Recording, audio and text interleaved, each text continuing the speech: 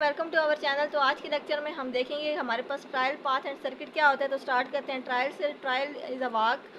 हमारे पास ट्रायल क्या है, एक वॉक है। वॉक क्या है वो आपने यकीनन लास्ट लेक्चर में देख लिया होगा। जिन्होंने अभी तक लास्ट लेक्चर नहीं देखा तो उनके लिए मैं लिंक डिस्क्रिप्शन में दे रही हूँ। If any edge is traversed at once, यानी कि ट्रायल में आपके पास एज रिपीट नहीं हो सकता, ओनली वन टाइम आप एक एज ले सकते हैं। Then the number of times that the vertex pair UV can appear as consecutive vertices in a trial is at most the number of parallel edges connecting U and V। तो फिर अगर एक pair है V1 and V2 vertices का, तो वो conjunctively repeat हो सकते हैं वो वर्टिसेस उस केस में जब उन दो के दरमियान आपके पास पैरेलल एजेस हों। क्योंकि अगर एक एज होगा फिर तो आप वो कंजेक्टिवली वर्टिसेस नहीं ले सकते, बिकॉज ऑफ के एज रिपीट नहीं हो सकता। तो जब आपके पास पैरेलल एजेस होंगे तो पहले आप वन टाइम एक एज को करेंगे, देन आप उन्हीं दो वर्टिसेस के दरमियान सेकंड एज को ले लेंगे। तो पैरेलल एजेस के केस में आपके पास फिर वो यू वी या V1 V2 वर्टिसेस जो है वो कंजेक्टिवली आ सकते हैं।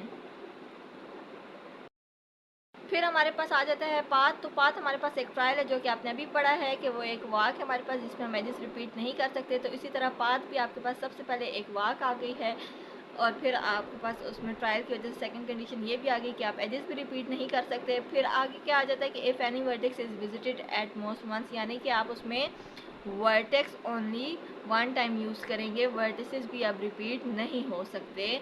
फिर आपने अगर वाक का लेक्चर आप डिटेल से अगर आपने देखा हो तो आपको पता होगा कि आपके पास अगर क्लोज्ड वाक हो तो उसमें आपके पास initial and final vertices same होते हैं। तो इसी तरह आपके पास पाथ भी एक ट्रायल है और ट्रायल की डेफिनेशन से आपको पता है कि पाथ भी आपके पास एक वाक है। तो उसमें अगर वो क्लोज्ड पाथ आपके पास अगर हो, यानी कि उस वाक की इनिशियल एंड फाइनल सेम हो, तो उस केस में जस्ट आपके पास वो दो वर्टिसेस सेम हो सकते हैं। बाकी उस पाथ के दरमियान जितने भी वर्टिसेस यूज़ होंगे वो ओनली वन टाइम यूज़ होंगे।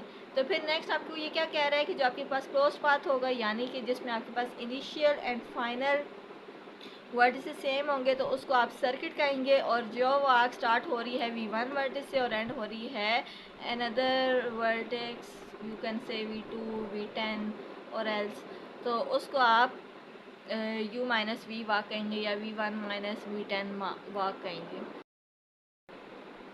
फिर ये आप एक एग्जांपल देख लें। तो इस एग्जांपल में आपके पास 6 वर्टिसेस गिवन हैं एंड 10 एजेस मौजूद हैं। तो अब आपने यकीनन वाक वाले टॉपिक से ये सीख लिया होगा कि हम एक वाक किस तरह से शो कर सकते हैं। तो इसी तरह सबसे पहले ये वाक एक मेंशन की हुई है जो कि वर्टेक्स V1 से स्टार्ट हो रही है और V4 पे एंड हो रही है। तो सबसे पहली बात तो ये होगी कि ये एक ओपन वाक होगी क्योंकि इसके initial and final vertices same नहीं हैं। देन अब हम इसमें देख लेते हैं कि आपके पास V1 V5 then V1 vertex repeat हो रहा है। एजेस देख लेते हैं कि कोई रिपीट हो रहा है। तो ये आप देख सकते हैं कि इनमें कोई भी एज रिपीट नहीं हो रहा। तो ये आपके पास एक ट्रायल हो गया। एक ट्रायल आपके पास यही था कि आप उसमें वर्टिसेस रिपीट कर सकते हैं बट एजेस रिपीट नहीं कर सकते। फिर आ जाता है आपके पास, अगर आप ये वाक देख लें तो स्टार्ट हो रही है ये भी V2 से स्टार्ट हो रही है और एंड हो रही है V3 में। अब इसमें रिपीटिशन देख लेते हैं V5 V4, वर्टिसेस की भी रिपीटिशन नहीं है। एजेस की रिपीटिशन देख लेते हैं E7 E6 E3, तो एजेस भी रिपीट नहीं हो रहे। तो ये वाक आपके पास क्या हो गई, ये वाक आपके पास एक पाथ आ गया है।